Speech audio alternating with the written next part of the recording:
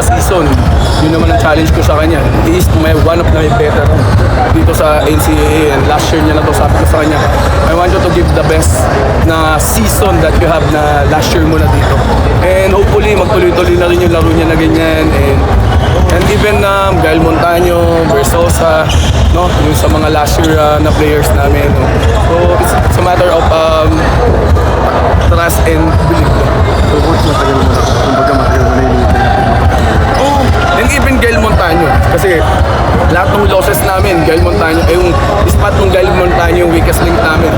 Yung core namin ang hinahanap namin. And the good thing, nag-response na si Gael, and hopefully, and I pray na magtuloy-tuloy na yung ganyang laro. Coach, fondest memories of Rizal Memorial. Being as a player daw, ano bang tinuro niyo sa kanila before entering this coach? Pinakita ko lang sa kanila yung dunk ko dito before.